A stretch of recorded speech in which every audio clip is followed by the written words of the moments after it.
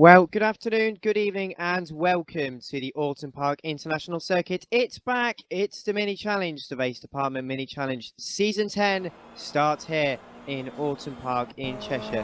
Well, I'm Dan Mark, alongside me, Sam Carmichael. It's going to be a very entertaining 80-minute race for you here tonight.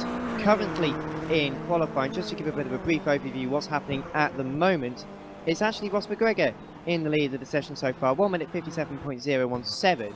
which leaves him on the provisional pole ahead of Andrew Waring in second place, just shy of 0.2 of a second down. It's getting closer and closer to the end of the session, so it's going to be quite an interesting evening tonight, Sam. Oh, most definitely. This circuit is one of the most challenging circuits in Britain. It's very tight, technical, and I think it will provide a great challenge for some side-by-side racing. I think side-by-side racing is pretty much what we expect around here, especially with these minis, of course, the lovely little V4 engines with the H-pattern gearboxes. Pirelli tyres on them now as well, so that's going to provide some nice, interesting grip. And currently, our man on pole position, Ross McGregor, just coming through Cascades. He's, I'm not sure whether he's going to be up or not in this first sector of the lap. We'll find out as he comes over the first sector split. No, he isn't. Apparently 700 of a second down. Very sideways though, going through up towards the Shell's hairpin. And that's been quite an interesting one to see a couple of people's different lines. The, of course, unloaded right rear tyre actually locking, doesn't move as they brake and turn into that corner. That's showing just how much effort I can never get it to do that, but then again, I'm not really pushing it hard enough. Through Britain as they go currently, of course, we've got both chicanes here, although you've got to make sure you take them. You can't really be going grass mowing around here. Jonathan Palmer won't like you too much. He gets a bit upset when he cuts his grass, but interesting one actually. I have found out that the Oulton corner, which is the first corner, which is the sometimes the subject of some quite interesting wide racing lines. I found out that the oh, we're getting yellow flag and circus. Sorry about that. Anyway, so yes, the first corner, the track limits, not heavily policed, so there is a bit of scope for trying to push and try to get a good lap time out of it. But of course, if you're taking a mick of it, they are going to clamp down on it and take a lap time away, which I think is needed really, especially around here where you can really gain some good time if you're pushing it just a little bit too hard. Anyway, into Lodge, I'm currently on board with Ross McGregor, 1:57.017, that is the pole position time. Second place of Andrew Waring in the Stax Racing car, 1:57.198. In third place at the moment, Enzo Fazzi, the Revolution Racing car, 1 minute 57.5401, 57.595. So that's just almost 0.6 of a second behind is Tamas Pazzi in the Banzai TCC car. So that's quite interesting. Sean Jacobs in fifth place, Speedy Mike Racing, 1:57.666. He was going very well in the practice session we had just about 20 minutes or so ago. He was actually in second place, Andrew Waring in the lead of that session. And it's Pavel Koshin in 6th, 7th place for Mark Breslin, 8th place for Franklin Stegit, Thomas Hinz in 9th place, Alex Schmertz in 10th, Steve Legale in 11th, Sergio Mangol in 12th, John Suter 13th, 14th place at the moment is Mike Berger, Jazz Forsberg in 15th, Zamora up in 16th place, it's Joseph in 17th, 18th is our almighty leader, Mr. Bram Hedgefield. He's at 1:59.375, so he is just under the 2-minute mark, which is good going there, Bram. Steve Kenwood in 19th place in the Make Pack Racing car. FKR car, which is Milliken, Robert Milliken in 20th, Dennis Fellon. 21st, 22nd is Christian Schumann. Catalin Sasu in 23rd, 24th for Igmar Peterson. Jose Vasconcelos in 25th place, and 26th place at the moment is Norman Bruce. That is your provisional grid order. Meanwhile, of course, we've still got 3 minutes and 53 of this session left to go, so anything can change, and in minis especially, they tend to. So let's get a bit of a feel for the track then, shall we, Sam? I know it's actually both our local circuits, isn't it? I know we both spend quite a lot of time there. What are your predictions for the race, where that action hotspot's going to be there, Sam? Well, definitely the Britain chicane coming off the hairpin. People can get quite good runs to it, and I think side by side through that corner is going to be quite a bit iffy because there is that tyre barrier on the inside, and if a car does get squeezed into it, then it sort of creates a big traffic jam. The first corner, the start line will be interesting. It's quite a narrow circuit, so if someone does get quite slow off the line and the minis tend to fan out in a huge pack, we could see some collisions there. But I think overall this circuit will provide great action throughout the entirety of the 80 minutes, and especially going up Clay Hill, getting a nice run up to Druids and possibly trying to overtake a manoeuvre, which could go either way. I must admit, that is entirely true. I've seen some quite interesting manoeuvres, even in practice. A couple of drivers actually trying to go around the outside going into Druids, which is interesting. It takes stones to do that. So I've done some driving around here. Of course, this is also part of the Brit Pack here for Automobilista. The minis come as default, part of the default package, and I must admit they're an absolutely fantastic combination.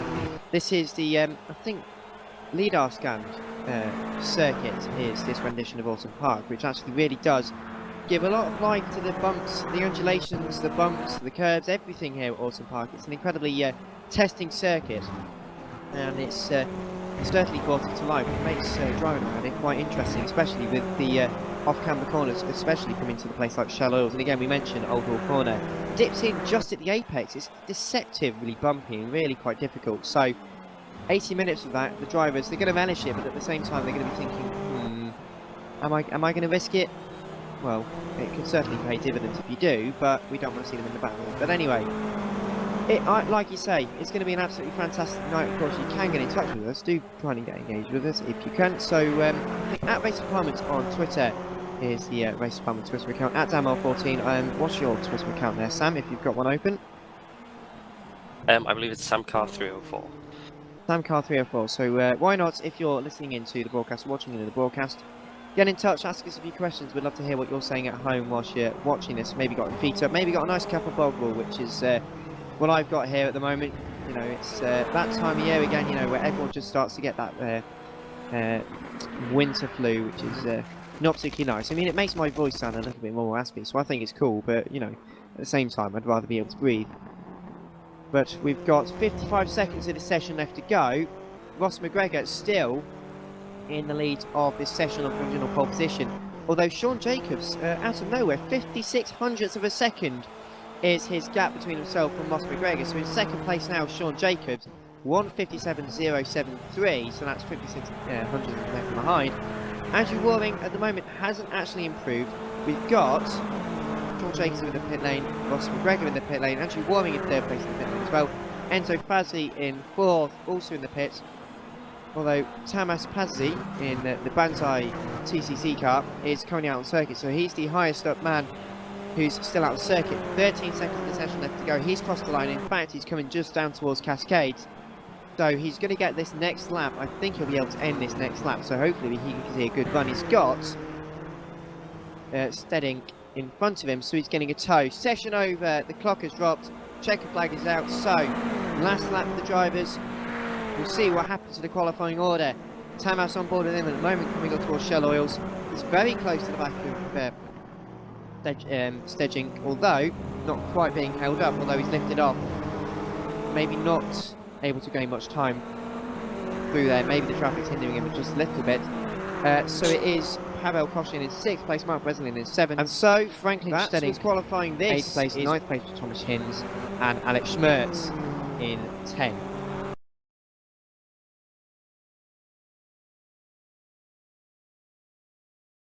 Is warm up. We're getting ready just for the race. 2 minutes and 3 seconds on the session clock left to run. And as you saw qualifying, it was quite interesting. A lot of the times were set quite early on in the session, but of course it's a very long race. It's 80 minutes, the race around here at the Oulton Park International Circuit tonight, so plenty of time for drivers to find more time, plenty of drivers indeed on the grid. We've got, I'm estimating, 27 out on circuit, 26 to 27 actual races, so it is going to be pretty quick and pretty tight. It is a small circuit by all means. It's very tight, it's very narrow, quite long, of course, 1 minute 57 lap times, but it is quite a narrow circuit. Some parts of the track actually you can't really go side by side, although these guys are in minis, so they are going to try their hardest. Sam, you were saying a few minutes ago actually about Island Bend. It's going to be quite interesting for going side by side. Can you explain to our listeners, viewers at home rather, you can see I do radio a lot, why Island Bend is such a crucial one, and why it could be quite so difficult for guys going side by side in? Well, Island Bend is a left-hand kink coming up to the Shell Oils hairpin, and if you get a great run out of Cascade, you're obviously going to gain time on the person in front of you. You're probably going to end up side by side, but it's whether you get the inside or the outside on that corner. You can get the inside, compromise your entry, but obviously with a car on the outside, the exit's already compromised still. So if you are going through side by side, the entire corner is basically compromised in any sense because the car on the inside runs wide, the car on the outside ends up on the grass. There's very small runoff area. The barrier that surrounds Shell Oils comes up quite quickly. There's a gravel trap, and if you do lose it on the edge and it comes straight back on across track, then there's if you are say mid pack, the leaders could get conjoined up in the accident. So I think it's going to be a very tough corner for these minis because, you know, as you mentioned, minis, they're not going to resist going side by side throughout the entire track. So I think if they do police themselves politely through that corner, then it will all go well. But you might get some people that try and put it up the inside or around the outside. So you know, I think it'll be a great show no matter what for 80 minutes as well. Oh yeah, it's going to be absolutely fantastic. It's round 1 of the Race Department's Mini Challenge. Season 10, the new season starts here at Oulton Park. Dan Marr here alongside me, Sam Carmichael. Don't forget you can get involved on Twitter. Do send us a tweet at DanMarr14, at SamCar304, I think yours, isn't it? Yes, it is, yes. And at Race Department as well. Do get in touch. But now it is time for the race. 80 minutes around the Oulton Park International Circuit. It's going to be a screamer. I must admit, I'm looking forward to it. I think this is actually going to be the highlight of my week. So, yeah. What are your thoughts then? I think it's definitely going to be a great race. Oulton Park always delivers, and especially for 80 minutes, that is virtually an endurance-style race. I thought these cars would have suited a quick sprint, say 20 minutes each, and maybe a 3-race format. But obviously, 80 minutes is going to be great for driver endurance. See how people are consistently over that time. Not to mention pit stops, changing tyres if that's something people want to choose to do, probably will, and the fuel. So I think strategy will play a part in it, and it'll be great to see when people do come in for a pit stop. Yeah, it is going to be quite interesting actually. I'll quickly go over the rules as we just about head on to the formation lap ahead of round 1 of the Mini Challenge Season 10 here. Fact, we get the green flag from the front. We are on the formation lap. We are ready to rock and roll here, ladies and gentlemen. And it's going to be fantastic. But yes, so as we get away, quick setting. So we have, as I've very good looked at the threads, you know, as all good researchers do. So what's going to happen is we've got automatic clutch, we've got automatic gears are allowed, no traction control, you've got ABS though. Other than that, fuel usage is at 2 times, so there will need to be pit stops for fuel. We've also going to it's one times normal tyre usage, so tyres will be as they normally would be. Normal mechanical failures and only 50% damage, so there is going to be a bit of rubbing in this. But we are on the formation lap of the first round of Season 10 of the Race Department Mini Challenge. We're here at the Oulton Park International Circuit, and it will be Ross McGregor who starts on pole position in car number 32. Sean Jacobs starts in 2nd place. Andrew Waring in 3rd place. Enzo Frazzi in 4th place. 5th place is Tamas Pazzi. Pavel Koshkin in 6th place. 7th place for Mark Breslin. Franklin Stedging in 8th place. 9th place for Thomas Hins, and Alex Schmertz in 10th place. 11th, 12th is Sergio Mengol and Paul Joseph. Steve Legale and Jazz Forberg make up 13th and 14th. 15th and 16th is John Sousa and Mike McGear. Zamora and Kenwood 17th and 18th place. Rob Milliken in 19th place. 20th place for Dennis Ellen. Christian Schumann in 21st. 22nd is Katalin Sazu. Norman Bruce in 23rd. 24th is Igmar Peterson.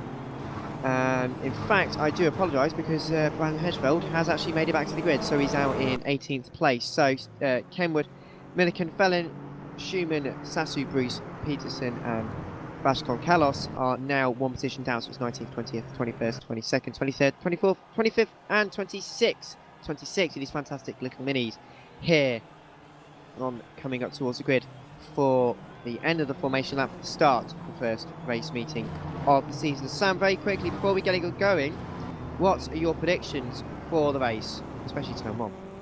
Well, if Ross McGregor can get a great start from the front row, I think he will be off into the distance.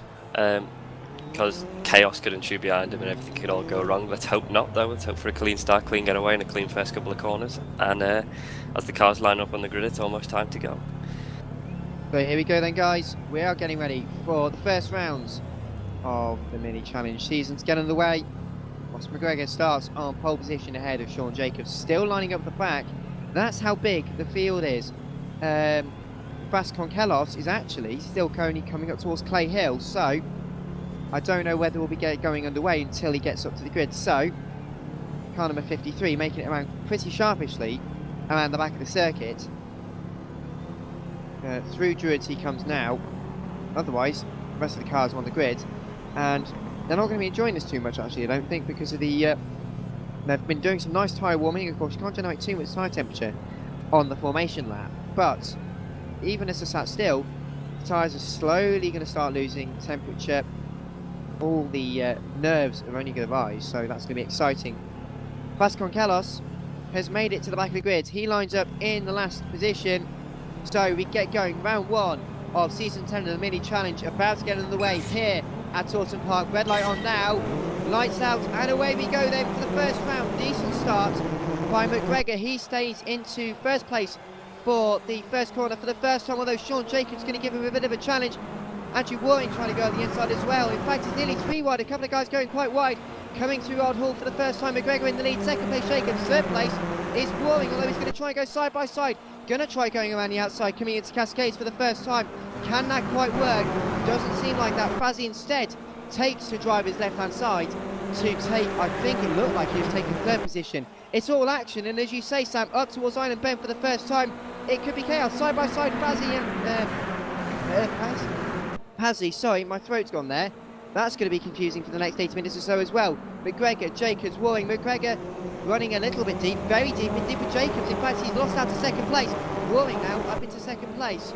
Only briefly though, Jacobs does make it through. Up towards Britain for the first time in this 80-minute race. And everyone so far seems to have made it through relatively cleanly, which is what we wanted to see. So, Hilltop then for the first time. The Hislop chicane draws ever closer. McGregor's got a good 6/10 lead at the moment, so he's not really running away with it on this first lap, but he's got a decent gap between himself and Jacobs in second place. Waring third. Fazzy has made it back up into fourth place.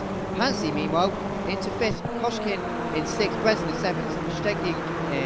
Stedging in eighth place. Hinds in ninth place. And Alex Schmerch in 10th place as they come up towards Druids for the first time. And on the first time this lap, it's Waring who looks ever closer to the back of Jacobs. It could be 2 car lengths. It's not even that, I don't think. It is just about a car length. Lodge could be an interesting place to try and make an early move, although this is the first lap. They're not really going to be risking too much. You can't win it on the first lap of a race. You can certainly lose it, Sam. Yes, definitely. It's happened to me many a times in online racing. Most definitely in public lobbies, but it's been a great start by everyone. They've kept it really clean. And just going back to Vasconcelos, he did make quite a slow start, so maybe there might be a clutch problem with his car, I don't know. He did get off the formation lap quite slow, and then he did start the race quite slow, but that could have been because of the incline on Daly, trying to make it up, which quite a few cars were parked there. But as we head back to the lead now, Sean Jacobs is still in second place, followed by Andrew Waring, and it's Ross McGregor still up to in front. Sorry, in fact, actually McGregor's pulled out another 3/10 in a third of a lap. He's really going very quickly at the moment. And I'm a bit surprised still that Waring's not trying to go at the inside. Coming into Shell Oils, had a half a look, couldn't quite do it. Jacobs again runs quite deep, coming into the corner. His line seems to be quite loose on the mid part of the apex to try and get some good speed coming off the apex and down the short straight, which isn't actually really straight, into Britain. So first chicane, very sideways there for Waring. Fazzy's all over the back of him. He made a bit of a mistake coming through the right-hand corner, and in fact that slowed him up significantly. Fazzy looks to drive his left-hand side, and that's the outside line coming into Hislop. The surprising thing you can do around Hislop though, as much as you can use the inside line to defend, you can use the outside line to drive just around the outside, coming into the right-hand part of the corner. Didn't work for Fazzy. He got quite a poor entrance and exit into Hislop. Through Knickerbook they go though, and into 4th place Pazzi, although Pazzi is about half a car length, even that's behind, coming up towards Druids, the very long right-hander, 3rd or 4th gear depending on your feeling, and he's all over the back of him. He's very, very close indeed. Could have moved up towards Lodge beyond the cards? I don't think so. I must admit though, early on in the first part of this second lap is Breslin had a fantastic run coming out of Lodge. He was almost side by side. In fact, I did think he was side by side with Stedging, and as he came over the line, he just was ahead, but didn't quite make it up through the rest of the lap. On to lap 3 we go. Fastest lap for Sean Jacobs, 1:57.710. So that's actually quite quick. I thought the gap was disappearing between McGregor and Jacobs. In fact, it hasn't. It's dropped now to about half a second. So he's gained a tenth or so on that second lap, which even at this early stage of the race, track position is pretty much everything. So just a recap of the order so far: it's McGregor, Jake, Waring, Pazzi, Koshkin, Stedging, Breslin, Hinz and Schmerz in your top 10. Mengol up into 11th place, Joseph into 12th, Legale in 13th place. Sean Jacobs again running quite wide. But then again, McGregor seems to be taking a much tighter line. Again, it's a different approach coming into Shell Oil, Sam. Yeah, definitely. If you take a very tight line through Shell Oils, you get the bottom of the banking and could have a very fast exit at the corner, but you want to sort of go into it through the middle and get sort of balanced exit and a balanced entry. But if you take a very shallow entrance, you could get quite a wide exit. But obviously, he's trying to defend from Waring, so he's doing all he can. And just as all that was happening before, it seems Bran Hedgefeld has fell to 24th in the race. Something happened and he went into the pit lane. I didn't quite catch it. There was a bit of lag on the on my part of the broadcast, so I didn't quite see what happened. But he did end up through the pit lane, and he is in 24th position. Was 26th, but he got past 2 cars on this lap. Yeah, so he's actually not doing too badly. In fact, there was a bit of a mistake up at Chalot, as we were mentioning it just moments ago. And in fact, Norman Bruce in the Team Margarita car has had a bit of an off into Shell Oils. He's had a bit of contact, I think, with Igmar Peterson. Don't get me too wrong on that. Then Bram Hedgefield is actually, as you say, 23rd position. He's ahead of Peterson at the moment. There seems to be a bit of contact, and there's significant damage to the bodywork on his front left. The car's just sort of pulling to the left, and a bit of smoke pouring off it as well. So a trip to the pit lane, I reckon, for him as well. Gap though extending between McGregor and Jacobs. It was 6 tenths of a second on that second lap. Third lap, it's now 9 tenths of a second, so he's gained 3 tenths on that lap. So again, it's interesting, isn't it, how the battle is just egging and flowing even in this early stage of the race. Definitely, we've got John Suter now trying to make a move past, I do believe that's Zamora going through Cascades. He thinks the better of it and gets in the slipstream heading down to Island Bend. Don't think he'll make a move through Island Bend though. Could possibly try a dive up the inside of Shell Oils, whether that'll happen or not yet. It hasn't happened, obviously. Oh, look at the back end of that car, just moving around as he came through Island Bend. You've got to say, you need a lot of commitment to go through there at that speed, haven't you? Oh, definitely, especially in these cars, understeer is prone with front wheel drives. So you've got to have a lot of commitment, and you've got to be quite confident in your car setup. And it's not Alex Waring, it's Waring. He's gone off. In fact, he's gone off in our little conversation there. He seems to have had a bit of an off. The Britons, I'll have a quick, I can't even have a quick scan of the replay actually, so I can't really see what happened. I'm presuming though, car may have gone into barrier, which may have then spat him out. So having a bit of a mare at the moment is poor old Andrew Waring, not Alex as I tried to call him that, don't know why. But he's now down in 19th position. So the man who led practice, down in 19th position, and in fact there's quite the dent in his right door and his right door sill, so I think there was a bit of contact with tyre barriers at Britain's, which is never really a good thing, although he seems to be back up to speed.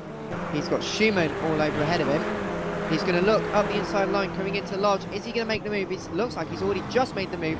Up driver's right hand side, side by side. In fact, Schumann runs very deep coming into Lodge. Doesn't quite go straight on into the gravel. And Bazzi is into the pit lane. Meanwhile though, Ross McGregor, fastest lap on that last one, 1:57.500. So only half a second off his qualifying time, which is actually no bad feat at all. Although Jacobs not losing out too much on that last lap is 0.983, so he's only lost a tenth on that lap. In fact, if that.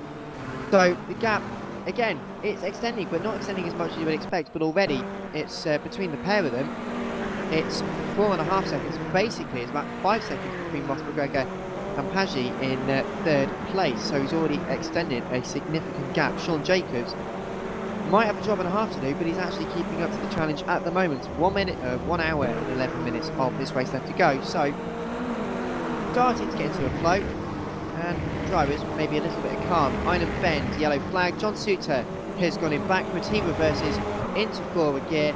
Front wheels are spinning. He now rejoins the circuit. I'm not sure what happened. There could be contact. Meanwhile, Bram Hedgel, that was interesting. He was trying to go at the inside.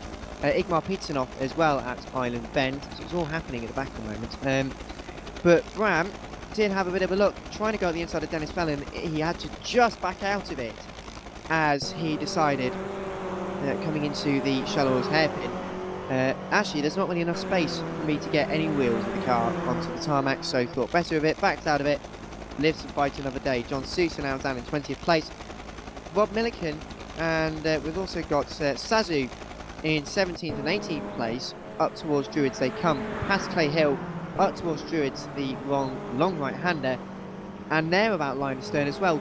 2 car lengths, I reckon, at most. A little bit of movement from the rear end of that car for Sazu. And as they head up towards Lodge on another tour of the circuit, is he going to try and have a look at the inside? I don't quite think so. No, elects not to. So they remain in their positions for now. And Waring, 19th at one point in the last lap. He's coming in 15th place at the moment.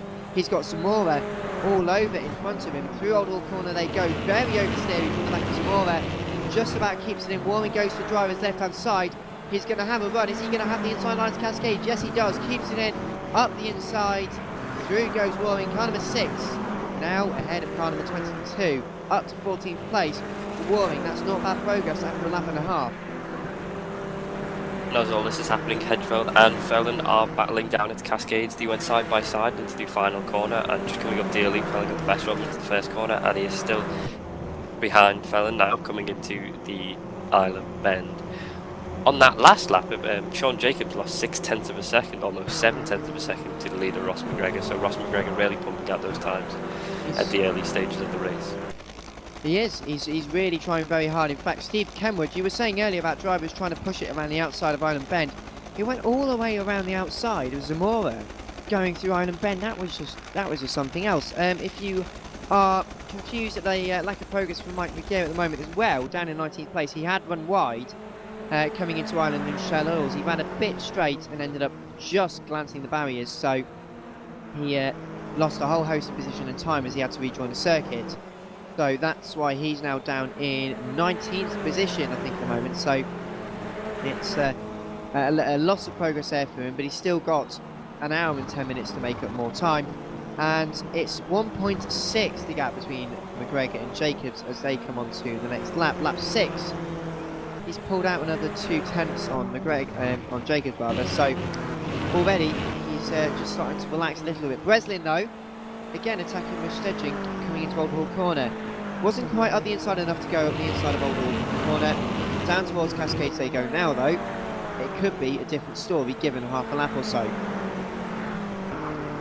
Bad news for fans of Norman Bruce. He had to take a trip through pit lane after damage to the left front of his car. Definitely caved in near the lights around, so he went into pit lane and he has come out 1 lap down on the rest of the field. Although right now he's having a great battle with Jose von Skelas. That's excellent to hear. That's a fantastic thing about sim racing, especially the likes of Race Department, because even in these league races, there is always someone you can have an on-track battle with. I mean, you can see that obviously the top guys, they could put out really quick times, in under 2 minutes. See, I probably couldn't put times around here in under 2 minutes, but there's still plenty of people for you to go out there and have a good old battle with, especially in a race as long as this. You can really sort of just unwind, relax a little bit, and just get into the swing of things and enjoy a fantastic evening's racing here. And in fact, if you head over to racedepartment.com and head over to our forums, you can have a look at the rules, regulations, and sign-up forms, and you might be thinking, oh, I might be interested in that. Of course, you can sign up, become a premium member, and in fact, certain club bases as well allow you to try out a couple of race meetings just to see whether you think the organisation, if the racing online would be for you. And it is a great way to come racing with some very nice, like-minded people. Especially, there is races pretty much every. Okay, so getting notification. P12, Alex Waring around the outside, coming into Druids Bend, has just gone around the outside of Joseph. And he was, well, pretty much overpowered to defend that, I must admit. Waring is going fantastically quickly at the moment, although his teammate Joseph is had a bit of a look at the inside coming through. Didn't quite get the move. He's now a couple of car lengths back. In fact, I do apologise. It was Jazz Forsberg. It would help if I was looking at the right name, wouldn't it? So apologies there. But car number 9 in 13th place, 12 now for car number 6. But Jazz trying his hardest. He's quick in his own right, but he's powerless to really halt Waring's progress. Meanwhile, battle for P9, Sam. What's going on? Well, Sergio Mango ran wide off the first corner. Alex Schmertz and Steve Legello's got a great run down into Cascades. Thought better of it going into the corner though, and they head down, both three of them, into Shell Oils. Could possibly one make a move through the inside. No, I think everyone's a bit too far back for some dive bombs today. But great racing there. Just a bit unfortunate that Mangual went wide on that corner, but everything seems to be in order at the moment. And in fact, he's currently sitting in P8. It's 0.8 of a second, which separates him, Schmerch and Legale. Now, that's a bit misconceiving, actually, because it is in reality only a couple of car lengths per car. So it is starting to close in a little bit. Up towards Hislops they go. Of course, it's the right, first part, which is the right with a massive sausage curve, where as Mangual gets there, very two wheelsy on his right-hand side, very airborne, into the left-hander, now the second right-hander, which of course many people know as Nick Brook. And as you can see, just a couple of car lengths to separate the three of them. It's very close, even in the early stages. And it looks like the Galet's got a bit of a run coming to Smirch. Through the left-hander after Clay Hill, up towards Druids they go. Mangual thinking, nice middle line, although the rear end of his car really steps out. Smirch, though, has got a run and a half, it seems. He's going to pull side by side. Mangual driver's left-hand side, right-hand side of Smirch, up the inside, brakes just that little bit later, car number 96. Up the inside, car number 68 though, Mangual can't quite give it away.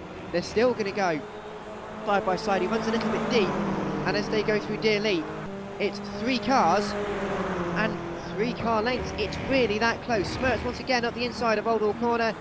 Not a corner where you can go up the inside unless you are completely committed to it. He wasn't quite on that lap, and that meant he's backed out and he stays behind, down towards Cascades, the left-hander, the long, bumpy left-hander. Merz again having a bit of a look. Mangual again getting very oversteery. Maybe he's piling a little bit of pressure on Mangual, and that's forcing him to make a couple of driving mistakes. Up to Island Bend though, there isn't really room for manoeuvre there. In fact, no, he doesn't. So, 8th place he stays for the time being. Into Shell Oils, takes driver's right-hand side, which is actually a much tighter line, but as a result, as you can see, he's dropped a significant amount of time anyway, because he went very, very deep coming into the apex. Up towards Britain's, left, right, left, again, sausage curve, attacked a bit more by Schmertz on that one, and Mangual for the time being stays in 8th place. And Waring in P12 is all over the back of Joseph. I was calling it a minute ago, I was wrong, I'm right this time, and it's Waring up driver's right hand side. He's got the move done into the braking zone. Joseph just backs it ever so slightly braking earlier. A bit of a tail happy moment for Waring as well as he came through the right and left. But Waring now up into P11, he's making significant progress. Imagine if he didn't make that mistake, imagine what he could be doing now. The battle for the lead could be so intense, but he's having an ever such a fantastic battle so far. And that 3-car battle we were calling on this lap, in fact, is going to become 4-car in just a matter of moments. And the Galet having a bit of a think. He's having more than a think, he's having a go. Tried to go at the inside, coming into Lodge, didn't work on that lap, and he stays in 10th place for the time being. Waring, though, has got them firmly within his sights. 2.5 seconds the gap between those two at the moment, although I'm suspecting over the course of the next lap, it's going to be much closer. definitely. It does look like Andrew Waring's on a charge right now, and he could possibly catch them by the end of the next 2 laps. As all that was happening, Sean Jacobs closed 8 tenths on the leader Ross McGregor in the past 2 laps, although he's just lost 3 tenths and is 2.1 seconds behind. In other areas of the track, I believe it was Mike McGee. I think he had an off moment and lost his front bumper, and he had to go into the pit lane. He's 1 lap down. Same with Peterson and Norman Bruce. Yes, of course, he was the man I was calling earlier when I mentioned he went off when ran wide at Island Bend. And luckily, he's still in the race. Norman Bruce, who is 13 seconds in the lead, ahead of him rather. So to put that in perspective, he's just going through Old Hall Corner now with Bruce. McGee just leaving Lodge. He's got Vasco Colles in 22nd place. He's trying to unlock himself from him. He's going to try and look up the driver's right hand side, which is the inside for Old Hall Corner. Gives him just enough room. McGee up the inside, all 4 wheels over the curb at the apex, which is well, you don't really see it that often. It's not really a place where you try and take all 4 wheels, especially off the apex. On the exit though, you'd want to try and get as wide as you can, because it applies to the mentality of fairly tight in for a much more relaxed and much quicker exit, and I think that certainly applies with Old Hall Corner. So we were mentioning earlier Island Bend. I think in fact you mentioned Britain's as well, but in terms of driving Oulton Park, especially in these minis, what would the approach with the drivers be? What sort of thing would you be looking at when you look at the map, when you go and drive a couple of laps around here and think, what do you need to do? Well, you obviously need to keep the momentum up, especially in low-speed cars, which these minis are. Actually, they're quite brisk, to be honest. As you mentioned before in qualifying and practice, they're pretty much near the British touring car times.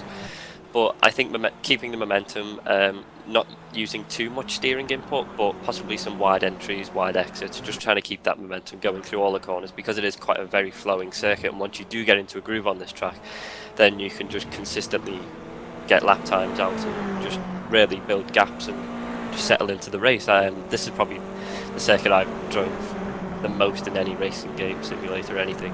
I absolutely love this circuit, being at my local track, but some great racing in real life and great racing in sim life and racing game life anyway. So it is such a great, fantastic track, and it does take a while to really learn and get the most out of. And as you see these drivers running wide certain corners, I'd say probably the corner you don't want to run wide on is Cascades. It's very bumpy off track, and it could bite you essentially on the way back onto it. But yeah, it's a great circuit, and as we're seeing, it's a great race.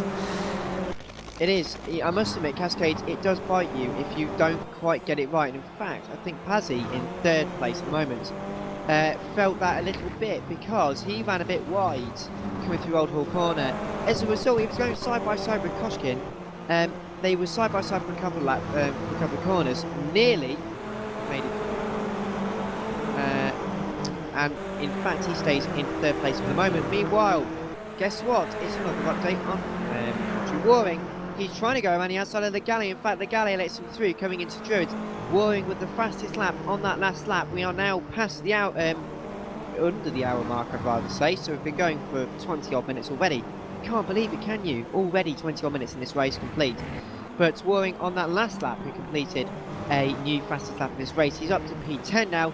The galley sort of moving slightly wide for him. He thought, you know what?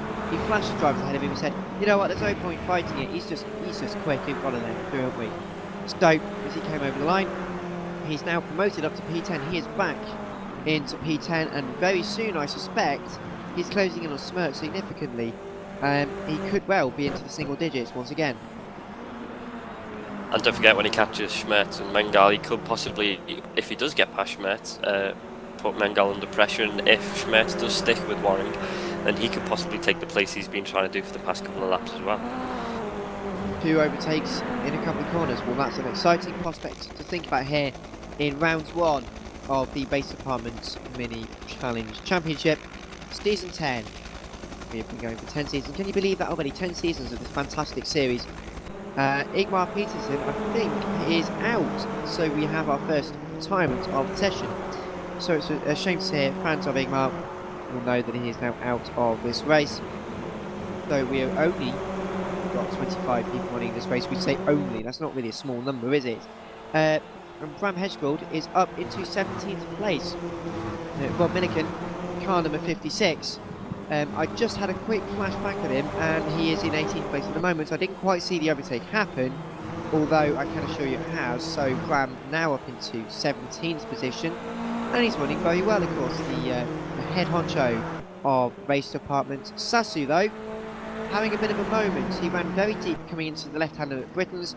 Tried to go for the apex of the right-handed part of the second part of the corner. Didn't quite work, so he ran wide, did a bit of grass mowing, and now as a result, John Suter is closing in ever more as they go into his slots. And I'm being buzzed. It is another update from P10, which is Alex Waring. Not Alex, Andrew Waring. I keep doing that, I do apologise. Anyway, it's 3 cars. We said it was going to be a 3-car battle. Over the line they go. Waring on driver's left-hand side. Is he going to try and go around the outside? Coming into Oulton corner. He tries it. In fact, he makes it work. Somehow, he finds the grip in that Mini. And he goes around the outside of Schmerz, coming into Oulton corner. Fantastic move. Up into 9th place. Mengol, the next on his hit list. He's going to be in P8 sooner than he realised. Through Cascades they go. He's got a... I think, in fact, he'll be in the tow as they go up towards Island Bend. Mengol does brake quite early coming into the corner, try and get the car a little bit unsettled, try and get it slow in for a much faster route. But as a result, Waring closes in significantly. Mengol takes the second part of the apex quite wide, coming into Shell Oils. And in fact, I'll tell you what, he's closed up a significant amount. Hundredth rather, he's closed in. Very bouncy over the apex there. For Waring, he's got a fantastic run, you know. Mengol, he's going to have to think about defending coming into his lots. Is he going to move to driver's right hand side? He's going to try and keep his line, but so much later on the brakes is Waring. Side by side, Mengol on left, Waring on right, tries to get the cut back on the left-handed part, around the outside, coming into Nick and Brook, doesn't work, you know. Mengol's actually doing a very good job at defending so far. Up Clay Hill they go, 54 minutes of this race left to go. Waring around the outside, driver's right-hand side. He's going to have the inside for Druid. It's not always the preferable line. We're going to find out whether it is or it isn't. Waring gets a bit of a nudge. He gets one nudge. Mengol trying to look at the inside. Schmerz, though, as you said, he's going to capitalise on this. Not only has he made one position, he's going to go side by side with Waring and Schmerz up the inside at Lodge Corner. Late on the brakes, as late as he dares. And Schmerz now up into 8th place, Waring down to 9th. Although a good exit from Waring sees him pulling side by side up towards the start finish line they go now. Waring officially back into 8th place and scored in 8th place. Through he goes, just keeps the position, so he stays in 8th place. 9th place now for Schmerz. Mengol down to 10th, and the Galet all over the back of him in 11th. Yeah, that was a great piece of intelligent driving from Schmerz there. Let the 2 cars in front of him battle it out, lose time, and then Schmerz comes in and nicks the place. Although it didn't work out for him in the end, it was a great piece of driving and a very intelligent to let the 2 cars in front of him battle it out so he could catch up and possibly even pass them, which he has passed one of them, and he's been trying for the past couple of laps now, and he's finally ahead of him. He's finally got his position, and he must be smiling under that helmet. Oh, I'm sorry to interrupt you there, Dan, but course, Pavel Koshkin has overtook Thomas Pazzi into 3rd place at Britain Chicane, both of them running side by side as they come over Hilltop. Of course, this is the battle for 3rd place. We did call it a couple of laps ago, actually, and it could very soon be a 4-car battle for 3rd place. Koshkin up the inside, he has a bit of an ush from Pazzi. Pazzi doesn't quite see him there. They are side by side going through the left-hander up towards Nick and Brook. Koshkin on driver's right-hand side, another little nudge. It's a good job. These guys are really treating it like a tin top. 2 flashes of the light. I don't think Pazzi's too pleased with that one at all. Breslin is loving this. Car number 50 drives up the inside, around the outside, up towards Druids. Through he goes. Breslin up towards Druids corner. 2 parts of the apex. First part side by side. Second part he's through. So Breslin up into 4th place. 3rd place for Koshkin. 5th place now for Pazzi. Although, is he going to try and go for a bit of a late move up to Lodge? Had to think about it. I don't think he did try it though in the end. But as you say about intelligent driving going on so far, Breslin is really making a lot of time. And in fact, he's got a couple of car lengths ahead of Pazzi now, and Koshkin in 3rd place. 4th place though, Breslin, and I think that could be one to watch. And very wide there for Pazzi coming on the exit of Old Gold Corner. He must be frustrated in that car. You saw a couple of nudges from the 2 of them. Nothing too incidental, nothing malicious, of course, by any means. It's very tight racing. That's what happens in the Mini in mini racing. But I can still sense there's a bit of an unease and unhappiness maybe in that car because Stedjink rather, is having another little sniff up the inside coming into Island Bend. And you can see car number 44 battling out with car number 26. You can't say it's not exciting. You can't say it's not exciting. 30 minutes of the race gone here in round 1 of the mini challenge here at Race to Bumper Season 10 of the mini challenge here at the Oulton Park International Circuit. I'm Dan Martin, alongside me Sam Carmichael. Don't forget you can get involved if you are on Twitter. You can send us a message at SamCar304, at DanMark14, at the Racing Department. Do send us messages. We'd love to hear what you're making of the racing at home. And in fact, it's an interesting one because Ross McGregor, 2 seconds to the good ahead of Sean Jacobs. Koshkin, of course, in that highly verbalised battle for third place just a few moments ago. Breslin into 4th, 5th place for Paschke. Stedging in 6th place. Hinds is up to 7th place. Alex Waring. Why do I see you saying Alex? I'm sorry, Andrew. It's Andrew. I think it's because I work with a couple of people called Alex, you know. So he's up into 8th place, 9th place for Smertz, and 10th place for Mengol. That is your top 10. Legale, Joseph, Zamora, Kenwood, and Schumann in 15th place. Henschfeld made it from 17th to 16th place. It's Suter in 18th, Milliken in 17th, Sassu in 19th, Bellin 20th, Forsberg, Fati, Vashkon Kolos in 23rd, 24th is Bruce, and McGear in 25th, and Peterson is sadly our only time in the race so far.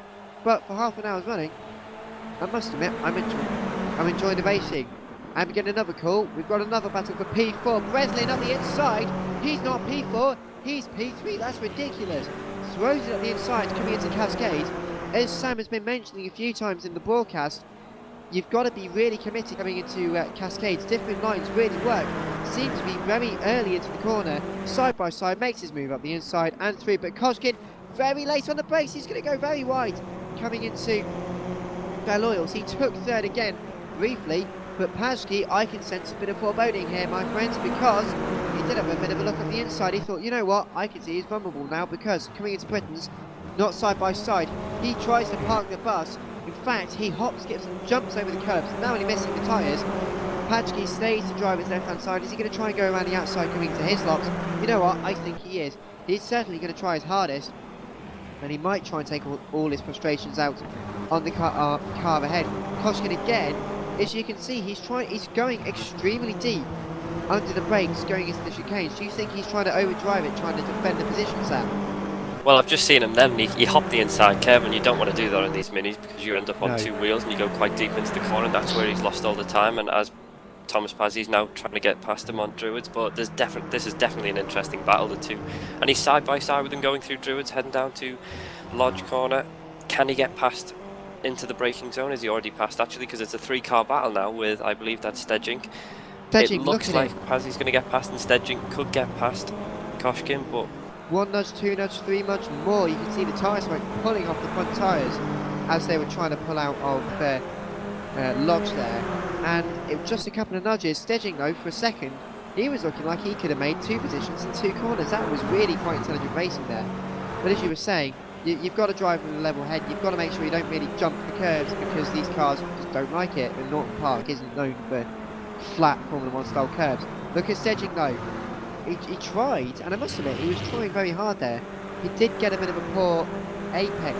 The apex speed wasn't too good, but he was trying. Koshkin though, up towards Island Bend. What do you make of this so far though, Sam? oh, it's a great battle, and it doesn't look like anyone's going to try and make a move up in Island Bend, but I definitely think for Pazzi to come back and get the position back off Koshkin is really good racing. He did get a bit muscled out from P3, so he done quite well to calm himself down, settle back into the race and do the overtake without much contact, as opposed to the first time, which it was. I'd say it was touring car racing, just doors banging, paint rubbing, but it's great action here in the first 30 minutes of this race. I'm enjoying it, you're enjoying it, that's what we need.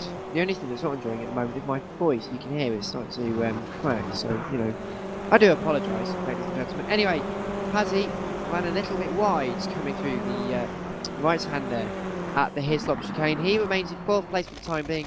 Breslin in third, but 15 seconds up the road is Sean Jacobs in second place. He is then 3.5 or 3.7 to 3.5 seconds behind McGregor, who's in the lead of this race. We were saying early on in the race, he was just pulling his gap, and he's been clinical about it, hasn't he? He's just driven his own race.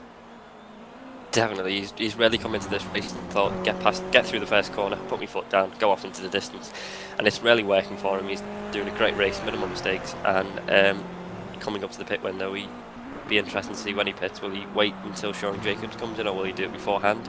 Try and get a nice gap, because that's what's going to be interesting if the leaders come out in traffic, especially with this tight, twisty circuit.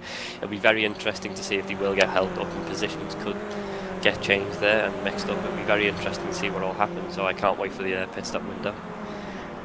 And of course, it's a I think a 60-kilometre speed limit, which is 37, I think 37 to 37.5 miles an hour in Old Money.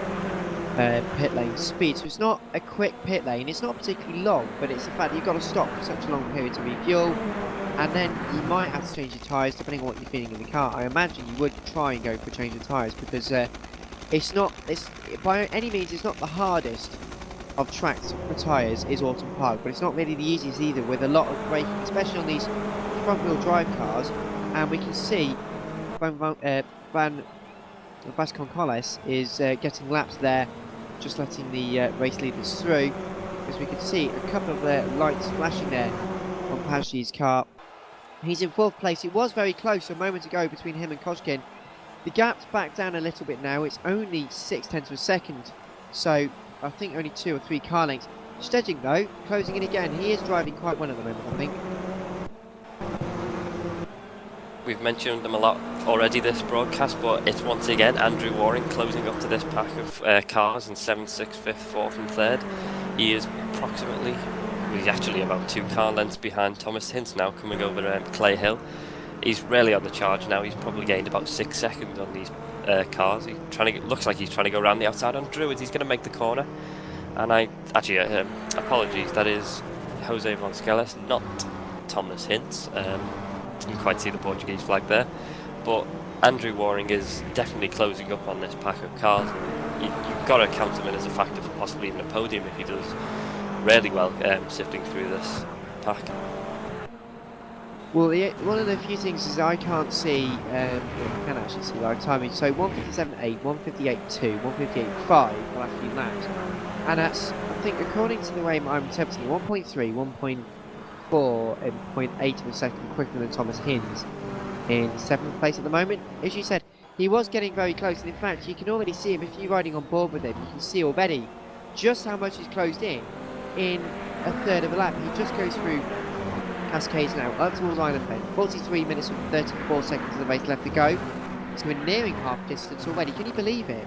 Just how quickly this race goes, and showing how frantic the action is. And Thomas into Shell Oils. Decent exit out from him actually, but Andrew Waring is the man on the mission at the moment. The battle for 5th and 6th place, hotting up once again. 0.3 of a second between Koshkin and Steding, and in reality I would give that 2 car lengths. Up towards Hislop and Knickerbrook they go, into the right, into the left, now into Knickerbrook, second right. It's a very wonderful flow of corners here at Oulton Park, especially these minis, which have got such a tremendously wonderful balance to them. They tend to oversteer a little bit. People often describe them as slightly larger go-karts. They genuinely handle fantastically well like that. That's the benefit of such a short wheelbase front wheel drive, relatively light curb weight, and just all around a nice fun little car. Up towards Lodge they come, the final corner on this track. Steding brakes a lot later.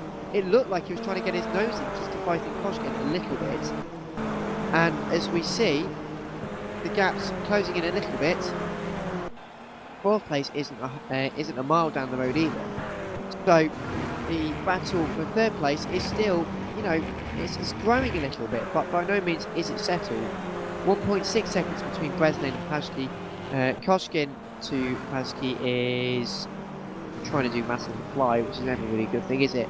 1.1 seconds, and it's 0.6 of a second between him and Stedging. So slowly closing in. Also, warning alert, he's 0.777 of a second behind Thomas Hinds already. So we said a lap ago, it looks like the gap's even halved in the space of one lap. So I'm not giving it too long until he's really on the attack. So we grow ever closer to half distance in this race, and we have 2 times fuel wear. I think 2 times fuel wear, 1 time tyre wear. So the tyres will not wear as quickly as the fuel will, but of course I wouldn't imagine these cars could probably go 80 minutes on 1 tank anyway. So they will have to start pitting, I reckon, in the next 10 minutes, as you say, as the pit window sort of really comes into its own. And as you said, as you suggested, Sam, in fact, Presley running very wide on the exit nickel up there, he's ran all 4 wheels over the curb, bouncing along, not lost too much time, 4 tenths per second maybe at most. But it's going to be very interesting, especially where they come out in traffic, because that's going to be the crucial factor in this race, is when you come in for your pit stop, is when and where you're going to come out. Meanwhile, Sean Jacobs, 0.59 of a second, 5.9 seconds behind Ross McGregor at this point. Ross McGregor has got some laps of traffic in. The sun started to glisten a little bit here in Oulton Park. It's started to slowly come down, and we're going to enjoy some interesting lighting as well, some interesting racing. Meanwhile, Waring up towards Old Hall Corner. Sam, what's your take on this battle for the 6th and 7th at the moment? Very interesting battle on my screen. He did run a bit wide, but that's because I've just switched back to them on my timing, and I was watching Koshkin coming into the pit lane, so he's the first of the top 10 to pit at the halfway stage in this race. But it looks like Waring's got a great exit through Cascades. I don't think he's definitely not going to make a move up the Island Bend. That'd be almost suicidal. But he's going to possibly have a look at the inside of Shell Oils. They're getting very close. He takes the better of it, but it seems to be Thomas Hinds taking a very shallow line, almost stepping on the brake. It looked like he brake checked him there on my screen, but definitely not. So Andrew Waring's still behind Thomas Hinds now, so I give this another lap and a half before Thomas Waring finds a way past. He's just been on an absolute charge this race, and I can't see him stopping anywhere, and he's going side by side past Thomas Hinds now as they come over Hilltop, coming into the Knickerbrook chicane. He's going to try and go around the outside. This means he'll have the inside to the second part of the chicane. And will he get it done? Will Thomas Hinds? Oh, it looks a bit of contact there. Andrew Waring going across the grass there. I couldn't quite catch what happened. It looks like Thomas Hinds ran wide on the edge of the thing. Was it any clearer on your screen, Dan? I must admit, I'm gonna have to say, well, I haven't been watching that battle. Why? Because Koshkin has now, as you said, is pitted and now left the pits. He's coming over Hilltop now, and he's come out in 13th position. So that's a rough estimate of how long it's going to take to be as you come into the pit lane, and how long your pit stop's going to be. Meanwhile, Waring is past Hinds, so I'm not sure what's happened. As you said, there could have been some contact or something, because all of a sudden Thomas Hinds has lost a whole host of time.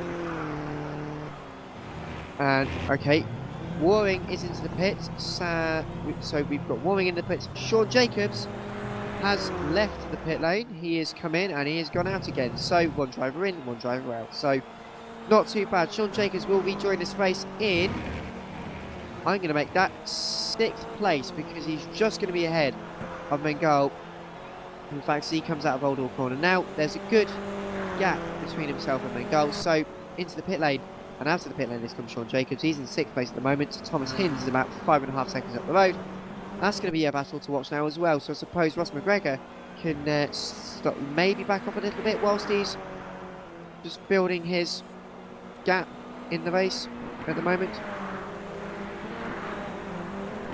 I'm not too sure at the moment, but the pit stops are coming in thick and fast. Steve the Galley has been in and is now out. John Suter also heading down the pit lane.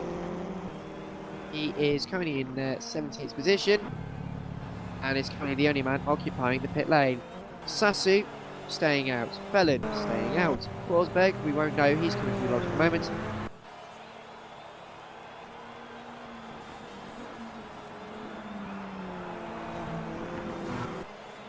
So they come around to start another lap.